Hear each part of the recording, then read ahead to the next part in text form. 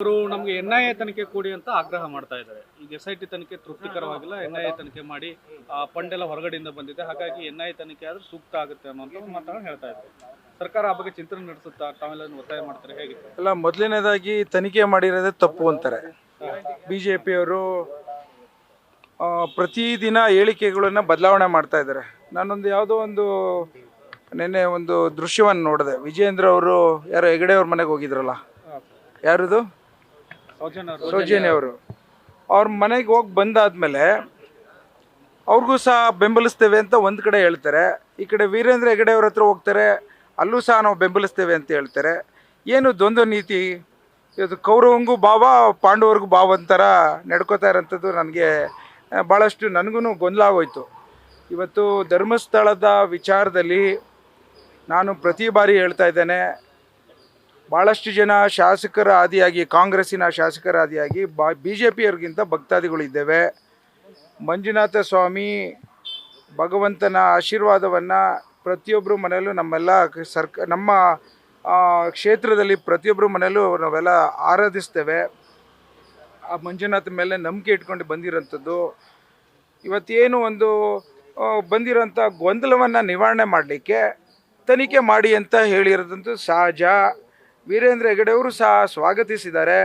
ಈಗ ನಾನು ಸಹ ಶನಿವಾರ ನನ್ನ ಕುಣಿಗಲ್ ತಾಲೂಕಿಂದ ಸುಮಾರು 250 ವಾಹನದಲ್ಲಿ ಮಂಜುನಾಥನ ದರ್ಶನ ಪಡೀಲಿಕ್ಕೆ ಹೋಗ್ತಾ ಇದ್ದೇನೆ. ನೈತಿಕವಾದಂಥ ಬೆಂಬಲವನ್ನು ಕೊಡಲಿಕ್ಕೆ ಇದ್ದೇವೆ. ನಮ್ಮ ಉಪಮುಖ್ಯಮಂತ್ರಿಗಳು ಹೇಳ್ದಂಗೆ ಕೆಲವು ಷಡ್ಯಂತ್ರಗಳು ನಡೆದಿರೋಂಥದ್ದು ನಿಜ.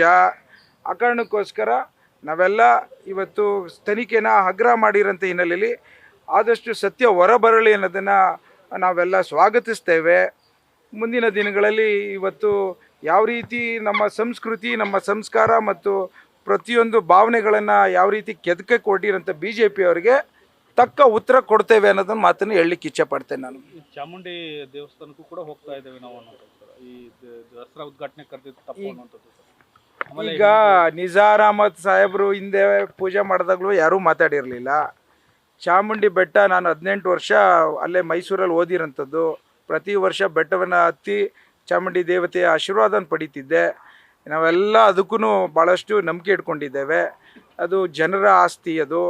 ಹಾಗಾಗಿ ಅದು ಇವತ್ತೇನು ದಸರಾ ನಡೀತಾ ಇರೋಂಥದ್ದು ಒಂದು ಜಾತ್ಯತೀತ ಸಂಭ್ರಮ. ಅದು ಎಲ್ಲ ಧರ್ಮದವರು, ವರ್ಗದವರು ಮಾಡೋಂಥ ಒಂದು ವಿಜಯದಶಮಿನ ಇವರು ಕೆದಕ್ತಾ ಇದ್ದಾರೆ. BJPಯವರು ಧರ್ಮವನ್ನು ಆಧಾರಿತವಾದಂಥ ಒಂದು ರೀತಿಯ ದ್ವೇಷವನ್ನು, ಒಂದು ರೀತಿಯ ಹಗೆಯನ್ನು ಸಮಾಜಕ್ಕೆ ಕೊಡುಗೆ ಕೊಡ್ತಾ ಇದ್ದಾರೆ.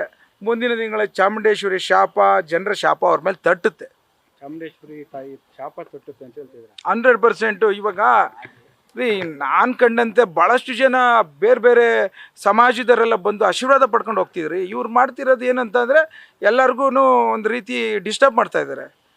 ನಾನು ಅವತ್ತಿಂದ ಹೇಳ್ತಾ ಇದ್ದೇನೆ, ಇದು ಚಾಮುಂಡೇಶ್ವರಿ ಯಾವ ರೀತಿ ನಾವುಗಳು ಭಕ್ತಾದಿಗಳು ಹೊರ ಧರ್ಮದವ್ರು ಬರ್ತಾರೆ, ಅದೇ ರೀತಿ ಮಸೀದಿಗಳು ನಾನು ಹೋಗೋದಿಲ್ವೇ, ನಾವೆಲ್ಲ ಹೋಗೋದಿಲ್ವೇ?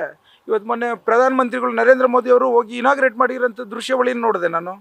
ತಪ್ಪೇನು? ಅದೇ ರೀತಿ ಚರ್ಚ್ಗಳಿಗೂ ಎಲ್ಲರೂ ಹೋಗೋದಿಲ್ವೇ? ಇವರು ಸುಮ್ಮನೆ ಜನಕ್ಕೆ ಧಾರ್ಮಿಕ ಭಾವನೆಗಳನ್ನು ಕೆರಳಿಸೋಂಥ ಒಂದು ಪ್ರಯತ್ನದಲ್ಲಿ ವಾಮ ಮಾರ್ಗದಲ್ಲಿ ಯಾವಾಗಲೂ ಬದುಕ್ತಾ ಇರೋಂಥದ್ದು. ಮುಂದಿನ ದಿನಗಳಲ್ಲಿ ಜನರದು ಮತ್ತು ಚಾಮುಂಡಿ ಬೆಟ್ಟದ ಏನು ಶಕ್ತಿ ಇದೆ, ಚಾಮುಂಡಿ ದೇವತೆಯ ಶಕ್ತಿ, ಅದು ಶಾಪ ತಡೆದೇ ಇರಲ್ಲ ಅನ್ನೋದು ನಾನು ಅವತ್ತಿಂದ ಹೇಳ್ತಾ ಇದ್ದೀನಿ, ಇವತ್ತು ಅದನ್ನ ಹೇಳ್ತೀನಿ. Thank you sir. News first, ನಿರ್ಭೀತಿಯಿಂದ ನಿಮ್ಮ ಪರವಾಗಿ.